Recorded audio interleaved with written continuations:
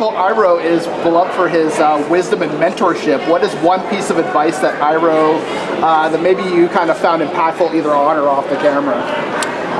Oh, you know, it's interesting because like this whole mentorship idea is, you know, somebody from the older generation sort of passing on wisdom to the younger generation. Yeah. And I got a chance to work with Dallas, who is incredibly talented, and you know, he's got a great heart and he listens. And as somebody who's got a little bit more experience than him, just in terms of the industry. Oh, I just supposed to sit I know, there, right? It's hard. But wanted to sort of impart with him and give him just sort of little bits of advice about how to handle yourself on set, the type of work that you do. But like, it was easy because he was already doing it. So for me, it was constant, just not even praise, just saying, hey, you're doing amazing, keep it up. Yeah. And you know, that's what Iroh does. He supports Zuko with his whole heart and lets him make his own decisions, and he sits back and you know, lets him discover who he really is and what he wants. And awesome. That's him to a T. Yeah. Such a pleasure. Like to that too, like Iroh's got such a complex backstory. There's a lot going on with his character. Like, how did you kind of find that complexity in your kind of research for the character? Like, how do you balance all those different aspects? Well, that's the journey of an actor, right? And that's the fun part of it. And we are introducing Zuko's and Iroh's, their journeys a little bit earlier. You get a little bit more depth as to why they're out there and what makes them tick. Book 1 of the animated series, they're just sort of chasing the Avatar. You're not really sure why. Yeah. We bring that in a little bit earlier, which is awesome. So you get to know the characters. They feel more realistic, more well-grounded. And in terms of all that, like, the writing is spectacular. And so as an actor, that's what you want. You want to chew those scenes. And when you have a scene partner like this guy, who does all the heavy lifting, it's simple. Awesome. I guess the question for you, Dallas, is what was like maybe the coolest scene that you got to film? Like, when was the scene where you just felt the most badass? Or just, you know, badass? Yeah. Ooh, okay. I gotta say what you've seen in the trailers, which is like Zuko and Iroh teaming up to battle some airbenders. Man, you really felt that, like, you felt the duo dynamic, but rather than it like a sort of father and son relationship, more so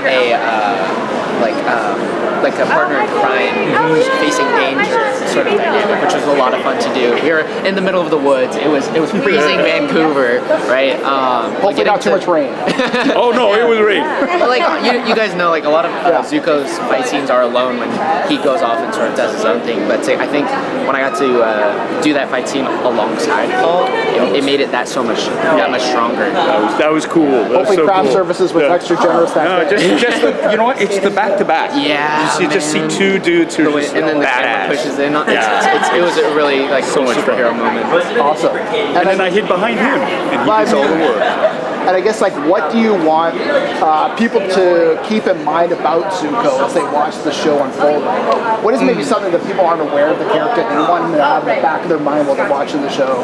Yeah, I think Zuko is he's a real teenager who believes that he's doing the right thing, and he's so immature. He's a boy who thinks that he's a man. I say this a lot, but it's so true, right? And I think when people see this, he's almost so serious that it's hard to take him seriously sometimes because of his demeanor, right? And then again, we all know him for his classic brattiness with his uncle and his narrow-mindedness when it comes to capturing the Avatar. So when people watch it, I hope that they're able to see a real-life Zuko. And like naturally within our show, translating from an animation to a live-action adaptation, there are some scenes that will feel a lot more grounded. Because in the animated series, he's quite melodramatic with, you know, how big he might open his mouth when he's yelling at Uncle Iroh, or how big his eyes get, right? So exaggerations like that, I hope that people understand. It's difficult to do, but I think with the intentionality between me and Uncle Iroh's, or me and Paul's scenes, like they work just really well together. Awesome. I guess same question for you, Paul. Like, What do you want people to keep in mind about Iroh as they're watching the season unfold? You know, like Zuko, he's got a complicated past, one that is filled with a lot of pain and loss.